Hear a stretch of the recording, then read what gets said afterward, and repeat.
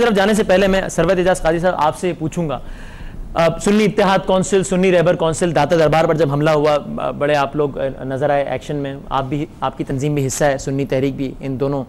तंजीमों का या अलाइंसेस का पंजाब हुकूमत की कारकर्दगी को आप क्या शक की निगाह से देखते हैं कि क्या मसाइल हैं, यानी कुछ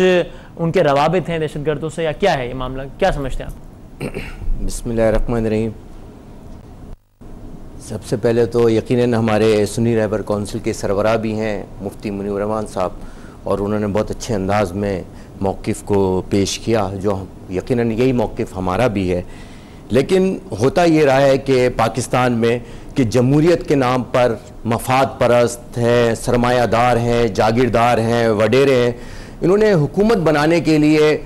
इन्हीं कलदम तंजीमों, इन दहशतगर्द तंजीमों का सहारा लेते हैं। यही वजह है कि जब आज मुल्क के अंदर दहशतगर्दी है, उरूज के ऊपर है, कत्लो गारतगिरी उरूज के ऊपर है, और इस सन 80 से लेकर आज तक आप देख लें, आपके सामने है कि हुकूमतें जो हैं वो मसलहत पसंदी का शिकार है। हम एक तरफ तो ये कहते हैं कि हमने दहशतगर्द गिरफ्तार कर रहे हैं, एक तरफ हम ये कहते हैं कि उनके पास सरमाया आ रहा है, हम एक तरफ ये कहते हैं उनकी ये लाइन बंद की जाए और उनको सपोर्ट पर। लेकिन अफसोस ये होता है कि हमारी ये सियासी जमातें हैं, जो बड़ी दो जमातें हैं ख़ास तौर पे, इनका अगर आप ये 4 दिन की खबरें देखें तो उसके अंदर मुख्तलिफ नज़र आ रहे हैं। और ये सुन्नी तहरीक ये समझती है कि ये लोग इसलिए कार्रवाई नहीं कर पा रहे हैं, मसलहत पसंदी का इसलिए ये शिकार हैं कि इनको मुख्तलिफ वक्तों में इलेक्शन जीतने के लिए इनको इनके सहारों की जरूरत है। तो इसलिए इन्होंने इनको शेल्टर दे रखा है, जिसका अगर मिसाल दूं, हालिया ज़मनी इंतखाबात में अगर आपने देखा हो कि ये सिपा साहबा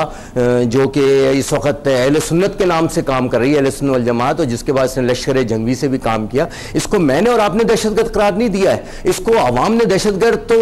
कहा था, लेकिन डिक्लेयर किसने किया? आपकी वो इदारे जो कौमी सलामती के लिए वो 16 एजेंसियां जो काम कर रही हैं, उन्होंने बैंड किया। आप अगर 80 से लेकर और 85 के अंदर देखें, मस्जिदों में बम धमाके हो रहे थे, इमाम बारगाह महफूज नहीं थे, इबादत गाहें महफूज नहीं थी, एक एक पे 100 कत्ल थे, लोग महफूज नहीं थे, इदारे महफूज नहीं थे। आज आप देखें इन्हीं तंजीमों को कौन सपोर्ट कर रहा था, इन्हीं तंजीमों को कौन अपनी जीप में ले लेके घूम रहा था इनको, और ये कहना कि हम ये वोटों के साथ, क्या हमारी सियासी कुव्वत खत्म हो चुकी है? क्या सियासी हमारी ताकत खत्म हो चुकी है कि हमें इन दहशतगर्दों के सहारे की जरूरत है?